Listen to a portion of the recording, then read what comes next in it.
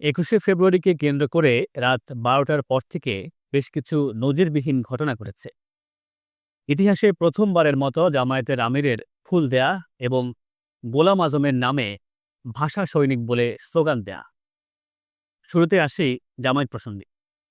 অনেকে বলছেন, এই যে ৭৫ বছরের মধ্যে প্রথমবার জামায়াতের আমির শহীদ মিনারে গেলেন এবং ফুল দিলেন, এর মাধ্যমে জামায়াত প্রমাণ করল শহীদ বেদিতে ফুল না দেয়া সংক্রান্ত তাদের বিগত সকল আর্গুমেন্ট ছিল কুযুক্তি এবং স্ববিরোধী।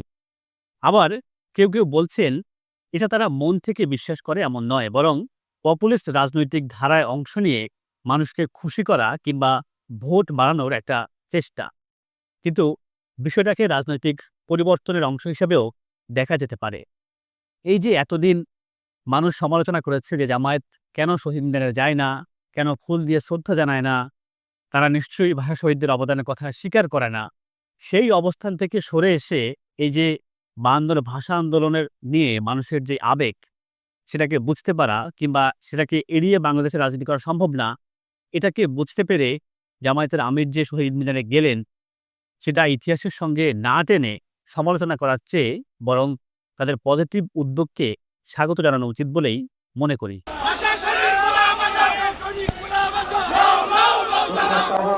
রাতে জামায়াতের আমির যখন ফুল দিতে আসছিলেন, তখন পেছন থেকে স্লোগান দেয়া হচ্ছিল, ভাষা সৈনিক গোলাম আজম, লও লও লও সালাম।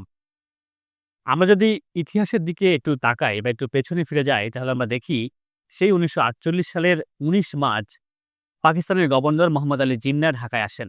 ২১ মার্চ রেসকোর্সের ময়দানে তিনি এক ভাষণে বলেছিলেন, উর্দুই হবে পাকিস্তানের একমাত্র রাষ্ট্রভাষা এবং যারা পাকিস্তানের শত্রু তাদের কখনোই ক্ষমা করা হবে না। এরপর ২৪ মার্চ কার্জন হলে গিয়েও তিনি একই ধরনের বক্তব্য, একই ধরনের ভাষণ দিয়েছিলেন। এরপর যখন পাকিস্তানের প্রধানমন্ত্রী লিয়াকত আলী খান ঢাকা সফরে আসেন, তখন ১৭ নভেম্বর ঢাকা বিশ্ববিদ্যালয়ের খেলার মাঠে এক জনসভায় তিনি ভাষণ দেন। সেই সভায় বাংলাকে রাষ্ট্রভাষা করার দাবি পুনরায় উত্থাপন করে ডাকসুর পক্ষ থেকে একটি মানপত্র পাঠ করা হয়। তখন ডাকসুর ভিপি ছিলেন অরবিন্দ বোস। তাই সেই মানপত্র পাঠ করার কথা ছিল অরবিন্দ বোসের। কিন্তু তখন পাকিস্তানিরা এক ধরনের সমালোচনা করছিল যে পূর্ব পাকিস্তানের এই ভাষা আন্দোলন হচ্ছে হিন্দুদের আন্দোলন। এই জন্য একজন হিন্দু ছাত্রকে দিয়ে পাঠ করালে লিয়াকত আলী খান কিছু মনে করতে পারেন। এই আশঙ্কা থেকে অরবিন্দ বোসের পরিবর্তে ডাকসুর তৎকালীন জিএস গোলাম আজমকে সেটা পাঠ করতে দেয়া হয়। এমনকি গোলাম আজম নিজেও সেটা স্বীকার করেছিলেন, তার আত্মজীবনীতে লিখেছিলেনও এবং বদরুদ্দিন উমর এক সাক্ষাৎকারেও এই তথ্য দিয়েছিলেন। এর মাঝে আন্দোলনে অংশ নিয়ে গোলাম আজম ২ বার গ্রেফতার হয়েছিলেন, এটাও সত্য। কিন্তু বিষয় হলো, ভাষা আন্দোলনের পর ৫৪ সালে গোলাম আজম যখন জামায়াত ইসলামী যোগ দেন, তখন তিনি পুরোপুরি ইউটার্ন নিয়ে নেন। তিনি এই ভাষা আন্দোলনের আদর্শ থেকে একেবারে সরে আসেন।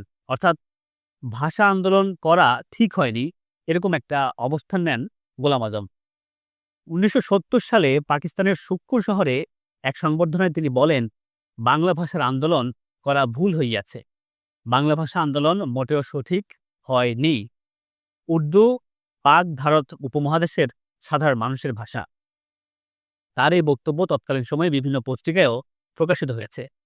এমনকি মুক্তিযুদ্ধের শুরুতে পাকিস্তান সেনাবাহিনী যখন শহীদ মিনার ভেঙে ফেলে, তখন সেটাকে স্বাগত জানিয়েছিল গোলাম আজম এবং তার দল জামায়াত ইসলামী। জামায়াত ইসলামীর মুখপাত্র দৈনিক সংগ্রাম ১৬ জুলাই প্রকাশিত ইতিহাস কথা বলে শিরোনামে লিখেছিল, আইয়ুব খানের গভর্নর আজম খান ছাত্রদের খুশি করার জন্য যেই শহীদ মিনার তৈরি করলেন, তাকে পূজা মণ্ডপ বলা যেতে পারে, কিন্তু মিনার কিছুতেই বলা যায় না।